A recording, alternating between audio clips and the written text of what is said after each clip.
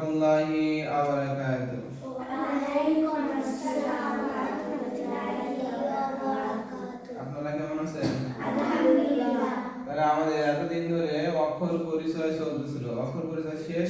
আজকে শুরু থেকে অক্ষর পরিচয় শেষ করে দেবো। আজকে কি হবে? আজকে অক্ষর পরিচয় শেষ হয়ে যাবে, তারপরে লাইনের পড়া শুরু হবে। লাইন বাই লাইন পড়া শুরু হবে। হারকাতের ব্যবহার, তানবিনের ব্যবহার, এগুলা সুকুনের ব্যবহার, এগুলো শুরু হবে। ঠিক আছে? তাহলে আজকে এই পড়া শেষ। আজকে কি শেষ? সাতটি বিষয় এবং অক্ষর পরিচয় শেষ হয়ে যাবে আজকে। ঠিক আছে? তাহলে আমরা সুন্দর করে খেয়াল করব ইনশাআল্লাহ। আউযু বিল্লাহি মিনাশ শাইতানির রাজীম।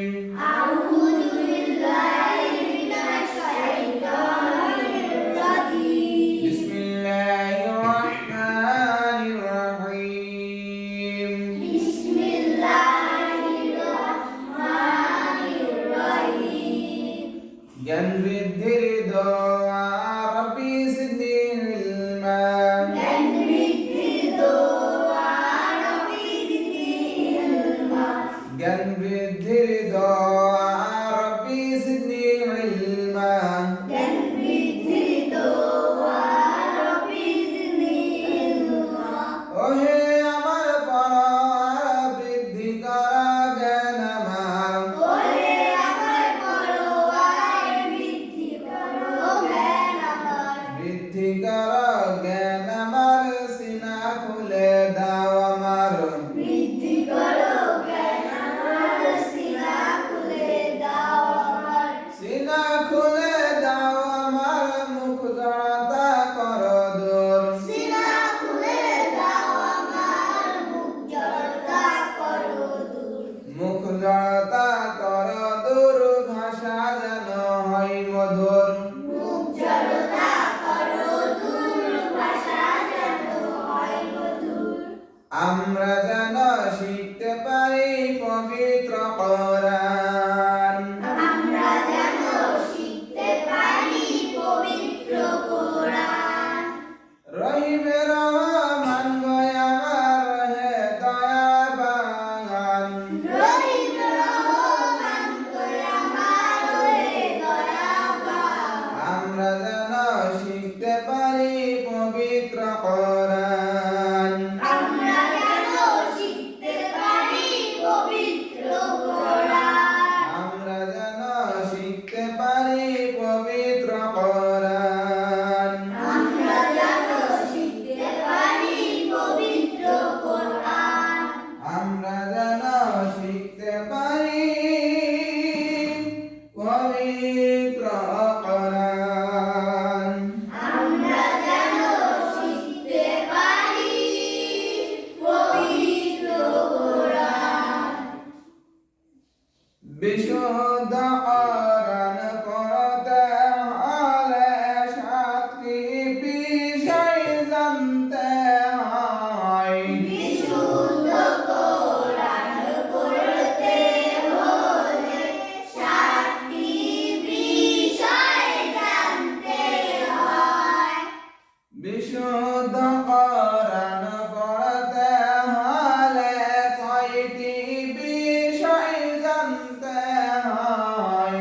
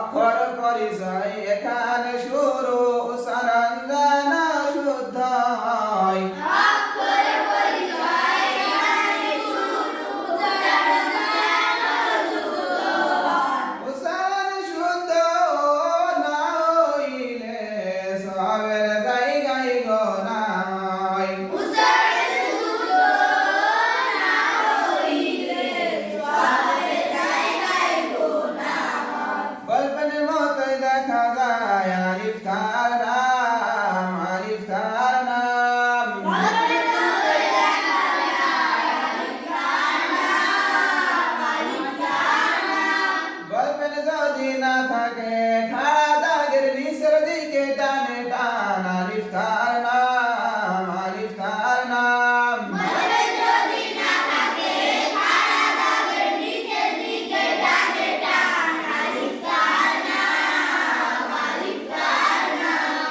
আলিফকে কখন হামজা বলা হয় আলিফকে কখন হামজা বলা হয় হারকাত তানবিন সুকুন থাকলে আলিফকে কখন হামজা বলা হয় হারকাত তানবিন সুকুন থাকলে আলিফকে কখন হামজা বলা হয় হামজা উচ্চারণ কেমন হবে হামজা উচ্চারণ কেমন হবে হামজা হলকের শুরু হতে শক্তভাবে আদায় হবে হামজা হলকের শুরু হতে শক্তভাবে আদায় হবে হামজা জবর আ হামজা জবর আ হামজা জের ই হামজা জের ই হামজা পেশ ও হামজা পেশ উ আ ই ও আ ই উ তাহলে আমাদের অক্ষর পরিচয়ের সাথে সাথে মাখরাজ যদি থাকে মাখরাজ হয়ে যাচ্ছে কথা বোঝা গেছে যে হলো মাখরাজ সেই মাখরাজ সহ হয়ে যাচ্ছে দাদুর লাঠির মতোই দেখা যায় তার নাম মিম তার নাম মিম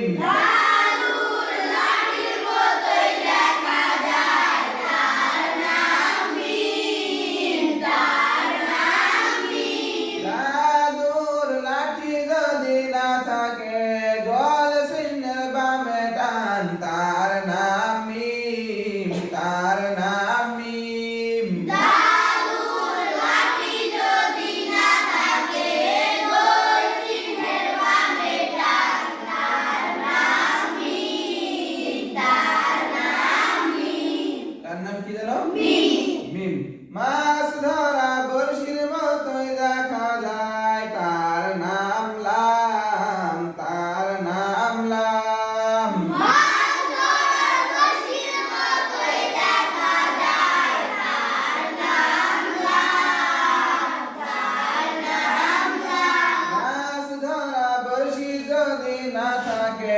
খাড়া দাগের নিচের দিকে বামে টান অথবা খাড়া দাগের নিচের দিকে ডানে বামে দুই দিকে টান তার নাম লাম তার নাম লাম মাছ ধরা বড়শি যদি না থাকে খাড়া দাগের নিচের দিকে বামে টান অথবা খাড়া দাগের নিচের দিকে ডানে বামে দুই দিকে টান তার নাম লাম তার নাম লাম তার নাম কি জানো লাম লাম তাহলে আলিফ মিম আর কি শিখলাম লাম আলিফ মিম আর লাম তাহলে আমরা তিনটা হরফ জানলাম কয়টা হরফ তিনটা এই তিনটাই কি শেষ না না আমাদের আরো আছে কি আছে আরো আছে আছে জানতে হবে সেই হরফগুলো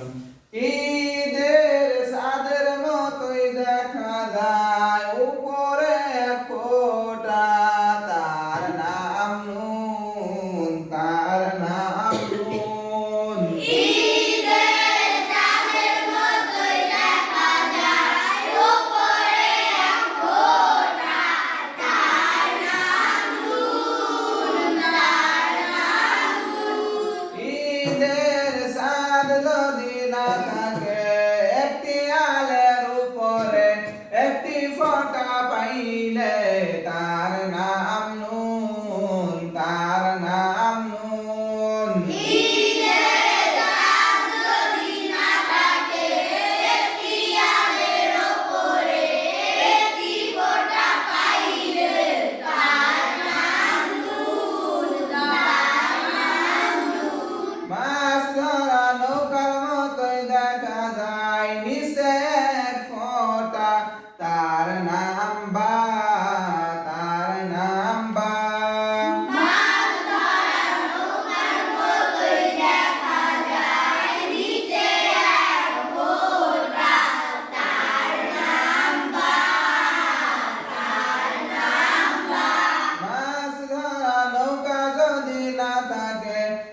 একটি আলের নিচে একটি ফোঁটা পাইলে তার নাম বা, তার নাম বা।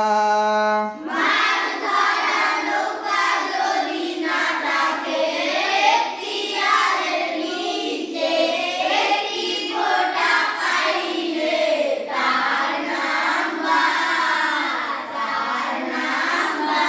মাছ ধরা নৌকার মতোই দেখা যায় উপরে দুই ফোঁটা তার নাম তা, তার নাম তা।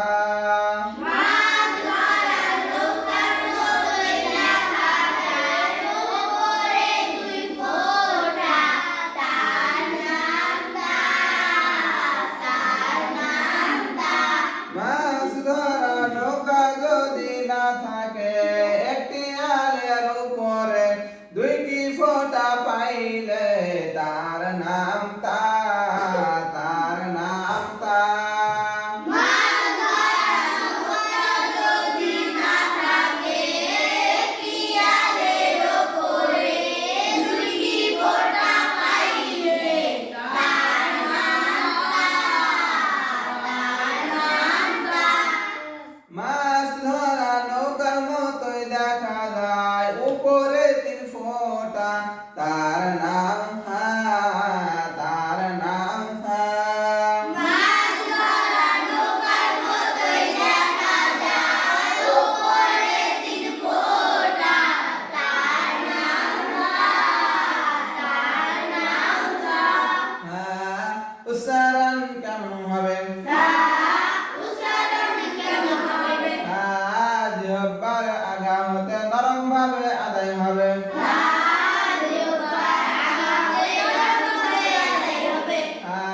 জবর থা, জেরে তে, পে তু, রি তু। মাছ ধরা নৌকার মতো দেখা যায় উপরে তিন ফোঁটা তার নাম সা। মাছ ধরা নৌকা যদি না থাকে একটি আলের উপরে কয়টি ফোঁটা পাইলে? তিন ফোঁটা পাইলে তার নাম সা। আর তার সা উচ্চারণ কেমন হবে? সা জিহ্বার আগা হতে নরম ভাবে আদায় হবে। সা জবর সা, সা রে তি, সা পে সু। সা রি সু। ওই একই শব্দ। মাছ ধরা নৌকার মতো দেখা যায় উপরে দুই ফোঁটা তখন হবে তা, উপরে এক ফোঁটা হলে হবে নুন, আর যদি নিচে এক ফোঁটা হয় তাহলে হবে বা। মনে থাকবে ইনশাআল্লাহ। অঙ্ক সংখ্যা 6 এর মতোই দেখা যায় তার নাম ইয়া, তার নাম ইয়া। অঙ্কের সংখ্যা 6 এর মতোই দেখা যায় তার নাম ইয়া, তার নাম ইয়া। যদি 6 না থাকে একটি আলের নিচে দুইটি ফোঁটা পাইলে তার নাম ইয়া, তার নাম ইয়া। যদি ছয় না থাকে একটি আলের নিচে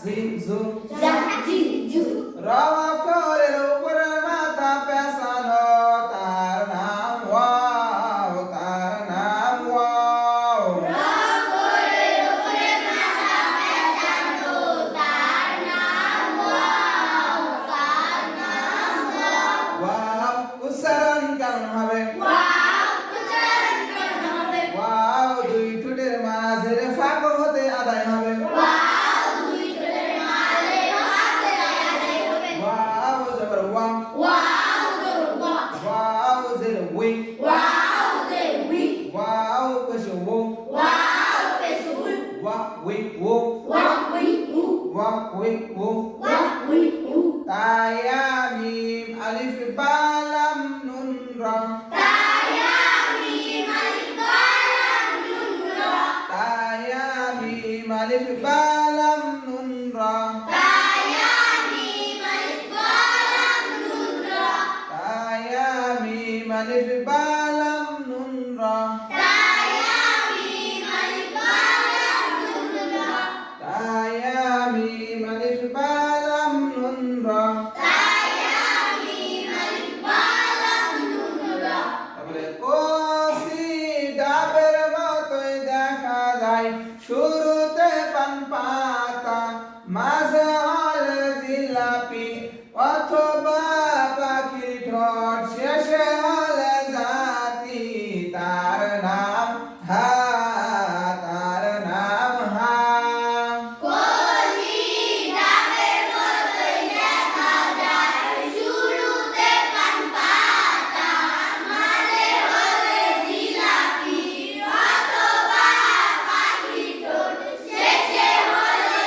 রাতি তার নাম হা তার নাম হা গোলহা উচ্চারণ সহজতেই হয়ে যায় গোলহা উচ্চারণ সহজে হয়ে যায় হা জবর হা হা জবর হা হা জের হি হা জে হি হা পেশ হু হা পেশ হু হা হি হু হা হি হু গোলহায়ের উপরে যদি দুইটি ফোঁটা হয় সেটাই গোলতা সেটাই গোলতা গোলহায়ের উপরে যদি দুটি ফোঁটা হয় সেটাই গোলতা সেটাই গোলতা আম পাড়া লগার মতোই দেখা যায় তার নাম হা তার নাম হা আম পাড়া লগার মতোই দেখা যায় তার নাম হা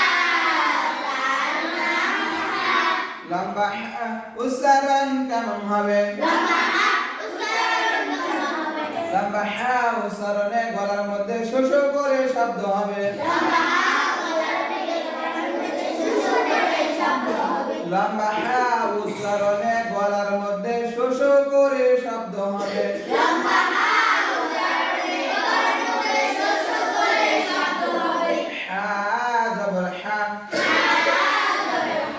হা জের হি হা রে হি হা পেশ হু হা পেশ হু হা হি হু হা হি হু হা অক্ষরের নিচে ফোঁটা তার নাম জিম তার নাম জিম হা করে নিচে ফোঁটা তার নাম জিম তার নাম জিম জিম উচ্চারণ কেমন হবে জিম উচ্চারণ কেমন হবে জিম জিহ্বার মাঝে শক্তভাবে আদায় হবে জিম জিহ্বার মাঝে শক্তভাবে আদায় হবে জিম জবর জা জিম জবর জা জিম জের জি জিম রে জি জিম পেশ জু জিম পেশ জু জা জি জু জা জি জু তাহলে হাওয়া করে নিচে এক ফোঁটা তার নাম কি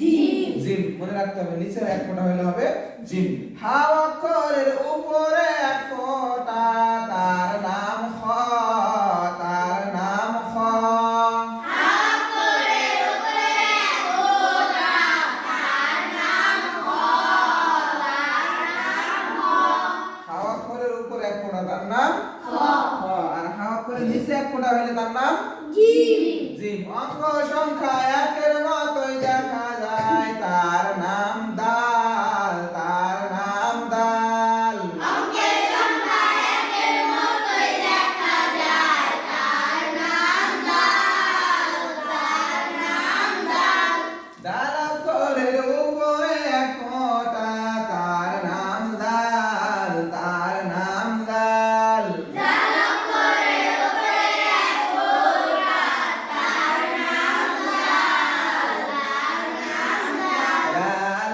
উচ্চারণ কেমন হবে দাল উচ্চারণ কেমন হবে দাল জিহ্বার আগা হতে নরম ভাবে আদায় হবে দাল জিহ্বার আগা হতে নরম ভাবে আদায় হবে দাল জবর দা দাল জবর দা দাল জের জি দাল জের জি দাল পেশ জু দাল পেশ জু দা জি জু দা জি জু জিম দাল হা দাল হা ওয়াও খা সা জিম দাল হা ওয়াও খা দা গোল সিনের উপরে এক ফোঁটা তার নাম ফা তার নাম ফা গোল সিনের উপরে এক ফোঁটা তার নাম ফা তার নাম ফা ফা হাসি মুখে দাঁতে ঠোঁটে আদায় হবে ফা হাসি মুখে দাঁতে ঠোঁটে আদায় হবে ফা জবর ফা ফা জবর ফা ফা জের ফি ফা জের ফি ফা পেশ ফু ফা পেশ ফু ফা ফি ফু ফা ফি ফু গোল সিনের উপরে দুই ফোঁটা তার নাম কফ তার নাম কফ গোল চিহ্নের উপরে দুই ফোঁটা তার নাম কফ তার নাম কফ কফ উচ্চারণ কেমন হবে কফ উচ্চারণ কেমন হবে কফ হলকের মাঝ হতে গলা চেপে আদায় হবে কফ হলকের মাঝ হতে গলা চেপে আদায় হবে কফ জবর ক কফ জবর ক কফ জের কি কফ জের কি কফ পেশ কু কফ পেশ কু কফ কি কু কফ পেশ কু খাড়া দাগের নিচের দিকে বামে টান মাঝে একটু পেছানো তার নাম কাফ তার নাম কাফ খাড়া দাগের নিচের দিকে বামে টান মাঝে একটু পেঁচানো তার নাম কাফ তার নাম কাফ অথবা রাজহাঁসের গলার মতোই দেখা যায় তার নাম কাফ তার নাম কাফ অথবা রাজহাঁসের গলার মতোই দেখা যায় তার নাম কাফ তার নাম কাফ ছোটা ছাড়া তিন দাঁত যদি হয় তার নাম সিন তার নাম সিন ওটা তিন দাঁত যদি হয় তার নাম সিন তার নাম সিন সিন অক্ষরের উপরে তিন ফোঁটা তার নাম শিন তার নাম শিন সিন অক্ষরের উপরে তিন ফোঁটা তার নাম সিন তার নাম সিন এই 21 নম্বরে সিনের মাথা আছে সিন উচ্চারণ কেমন হবে সিন উচ্চারণ কেমন হবে সিন সামনের নিচের দাঁতের আগা হতে শীর্ষ পাতলাভাবে আদায় হবে সিন সামনের নিচের দাঁতের আগা হতে শীর্ষ পাতলাভাবে আদায় হবে সিন জবর সা সিন জবর সা সিন জের সি সিন জের সি সিন পেশ সু সিন পেশ সু সা সিন সু সা সিন সু আর সিন অক্ষরের উপরে তিন ফোঁটা তার নামটা শিন পড়লাম ঠিক আছে হাশিন হানুন কফ মিম কাফ সিন ফাশিন হানুন কাফিন কাফিন খাড়া দাগের নিচের দিকে ডান দিকে বাড়ানো তার নাম ত তার নাম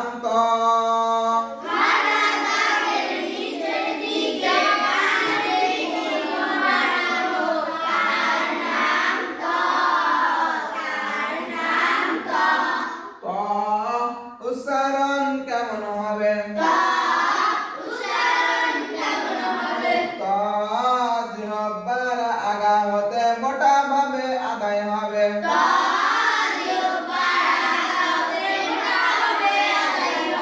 ত জবর প, প জের তি, প পেশ তু, প তি তু। ত অক্ষরের উপরে এক ফোঁটা, তার নাম জ, তার নাম জ।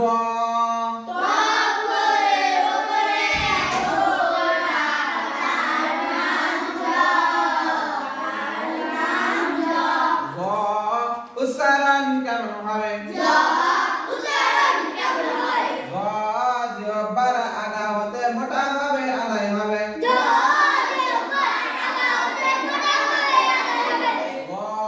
জবর গ, গ জের জি, গ পেশ লু, জ জি লু। কলসির গলায় ফাঁস যেমন দেখা যায়, তার নাম সদ, তার নাম সদ।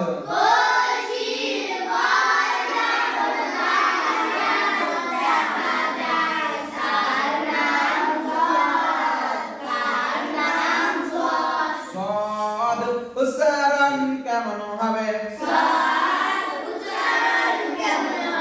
সদ সামনের নিচের দাঁতের আগা হতে শীর্ষ মোটা ভাবে আদায় হবে।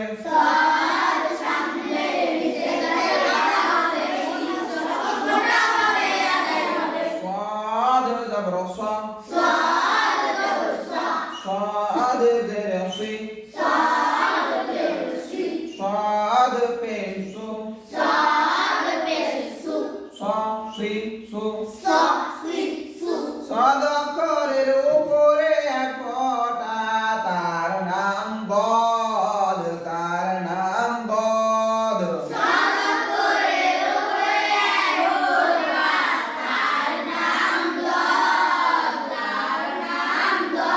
বদ উচ্চারণ কেমন হবে?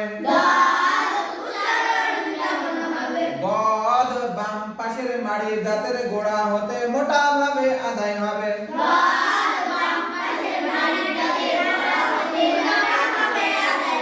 বদ জবর ব, বদ জের দি, বদ পেশ লু, দ দি দু। ত হা স্বাদ লাম জ দদ হা বা,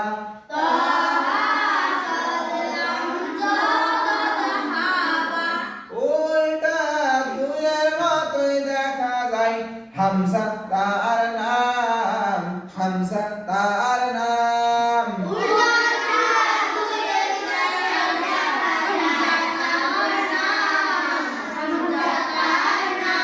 হামজা উচ্চারণ কেমন হবে? হামজা হলকের শুরু হতে শক্ত ভাবে আদায় হবে। হামজা জবর আ, হামজা জের এ, হামজা পেশ ও, আ ই ও। এটা হচ্ছে অরিজিনাল হামজা। আর ও যে প্রথমে আমরা আলিফকে হামজা বললাম না, আলিফ কখন হামজা হয়ে যায়? আলিফের উপরে জবরের পেশ আসলে আলিফ তখন হামজা হয়ে যায়। আলিফ তখন কি হয়ে যায়? হামজা হয়ে যায়। ভুল বোঝার কোনো কিছু নাই এখানে, কথা বোঝা গেছে?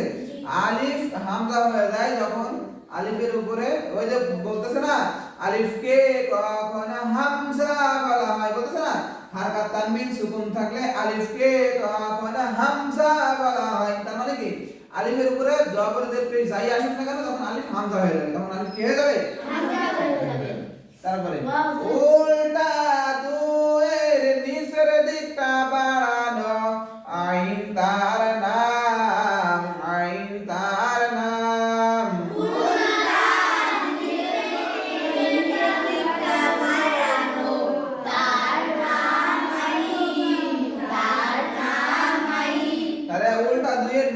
বাড়ানো তার নাম আইন, তার নাম আইন। আইন উচ্চারণ কেমন হবে? আইন হলকের মাঝ হতে গলা চেপে আদায় হবে।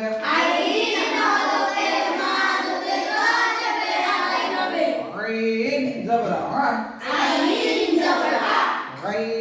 জের ই, আইন পেশ উ, রা রে ও,